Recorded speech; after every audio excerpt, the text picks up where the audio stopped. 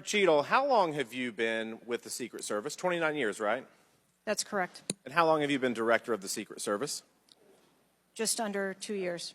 During your tenure as director under the Secret Service, I know we're here today to talk about the assassination attempt on President Trump, but how many other security lapses have occurred with protectees under your watch? I don't have a specific number, but there have been some lapses. There have been other lapses. Was one of them Jake Sullivan? Yes, sir. What happened there?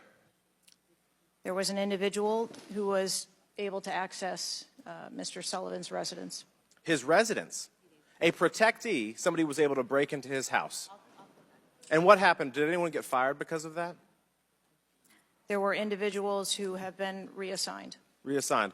What other steps have taken? What I'm seeing. What other incidents have occurred other than Jake Sullivan?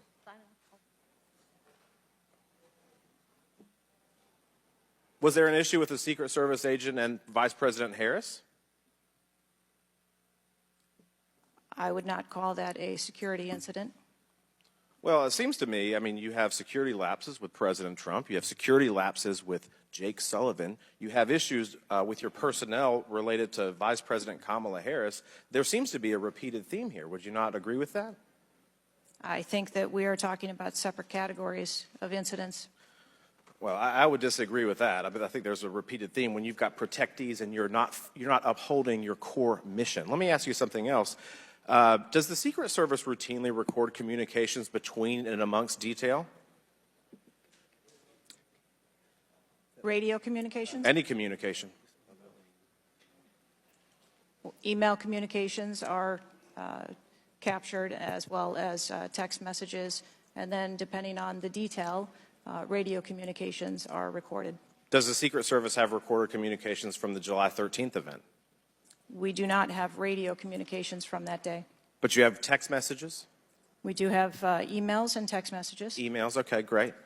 Does the head of the Trump detail or someone else embedded in this detail have command decision-making authority, or do they need to seek authorization from someone outside that detail?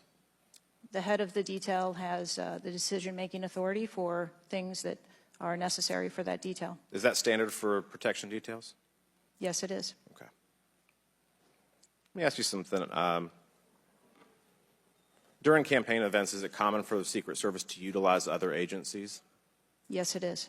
What other agencies would be providing assistance to the Secret Service? There are a number of other agencies that provide assistance to the Secret Service during campaigns. We utilize personnel from the Department of Homeland Security. We utilize personnel from the Department of Defense, and we utilize local law enforcement partners. Are you on the same radios? Do you provide the radios to all the assets that are taking part in protection of an event? We provide radios to the personnel from the Department of Homeland Security that are assisting us. But not local law enforcement? Local law enforcement is working on their own radios. Are you on the same frequency? We ensure that we have counterparts in the security room, and so the local law enforcement will place one of their personnel in the security room with our personnel so that we have interoperability communications. Let me ask you something just about the timeline, because I think this is really interesting that we can't nail that down. I mean, I think there are lay people out there with more knowledge about the timeline than you seem to come before a subpoena in front of Congress. Was Mr. Crooks observed at the AGR building prior to the shooting? He was observed on the grounds outside of our perimeter prior to the shooting. At approximately what time was that? You don't have to give me the specific minute, but at approximately what time was that? I believe it was about 45 minutes or so prior to. Did the sniper team take a photo of Mr. Crooks? The local team did, yes. So it was a local team and not a Secret Service sniper? That took the photo. Okay. And did he relay that photo to Central Command? Again, it's an active ongoing investigation, so I want to make sure that I'm factual with the route that photo took and who that was disseminated to and when. What time did when did Mr. Crooks' status go from a suspicion, a person that was under suspicion, to a threat? When did that happen? And maybe not even a specific time, Director Cheadle, maybe a certain event that happened that transformed him from a person of suspicion to a threat. When did that happen?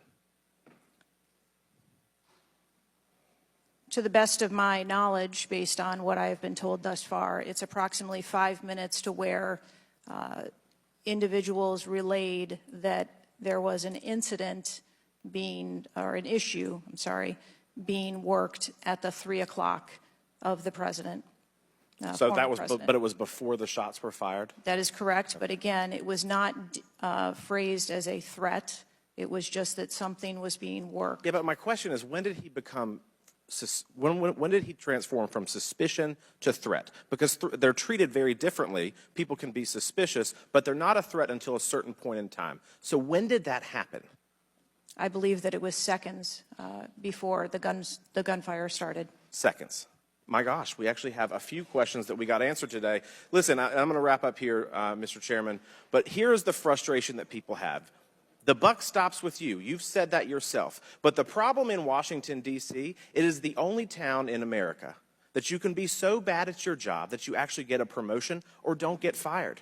You have not been able to answer the number of agents, whether or not requests were denied on additional security, whether or not law enforcement were able to engage before the shooting with the assassin, how he got on the roof, how the rifle got on the roof. You can't tell us how many shots he fired, whether the casings were recovered. You can't tell us anything about his cell phone. You can't tell us whether the rally was supposed to be postponed, given the intelligence that you were receiving. You can't tell us whether the car had a bomb. You can't even tell us his motive.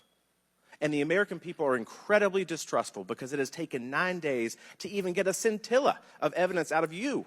Maybe if I was CNN or ABC or NBC, I would have gotten much more thorough and accurate information, but we have not received that in a subpoenaed hearing in front of this Congress. That is why the American people are frustrated, and I echo the bipartisan calls on this committee and all across this country that you should resign, or maybe when the president wakes up from his nap, he can fire you. Thank you, Mr. Chairman.